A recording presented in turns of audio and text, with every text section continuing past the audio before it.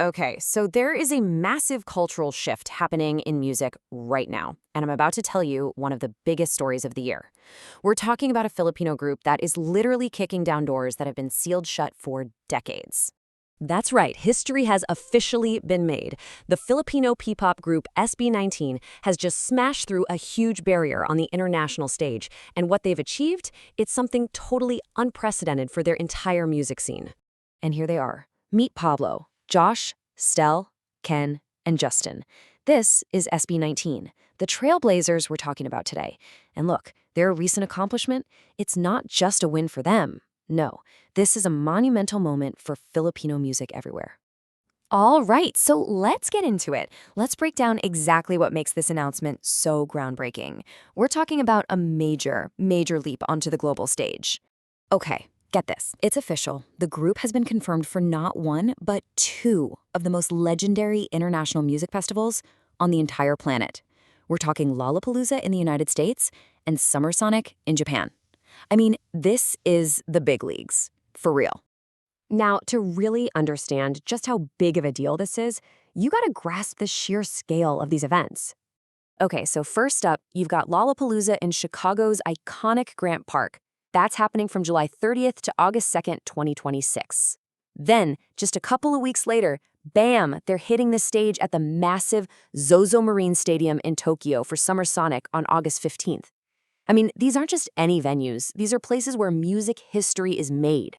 And get this. Look at who they'll be sharing those stages with. At Lollapalooza, they're on the same bill as artists like Lorde, Charli XCX, and yeah, that's Jennie from Blackpink.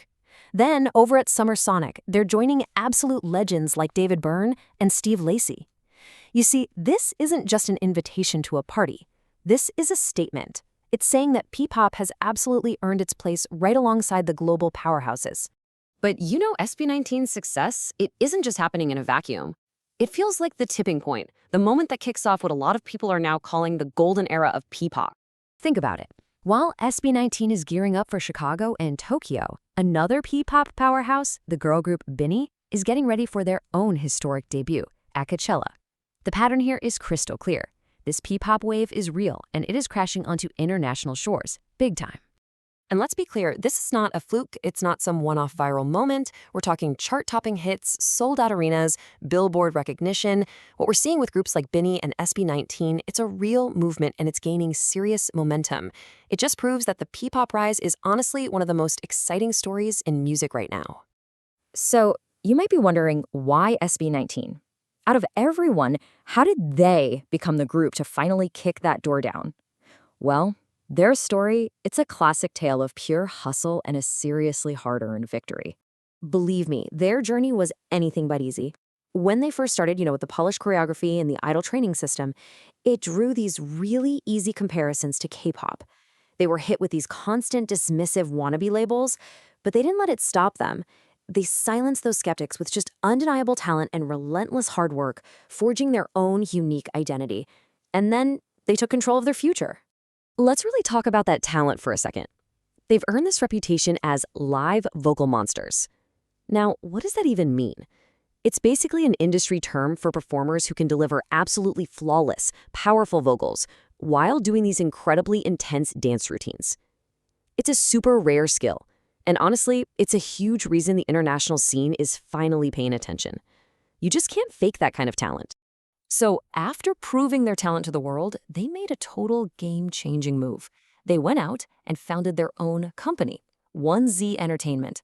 This gave them complete creative control over their music, their image, their destiny. And that freedom, it's what allowed them to explore uniquely Filipino sounds and themes in their lyrics, really solidifying an identity that was 100% their own. Becoming their own bosses was a massive power move, and man, is it paying off now. Okay, so with these huge festival appearances on the horizon, we have to ask the question, what comes next? Because this really feels less like they're crossing a finish line and more like they're hearing the starting gun go off. And they're totally using these stages as a launch pad. It's no coincidence that this news comes right as they're releasing their new album Wakas at Simula.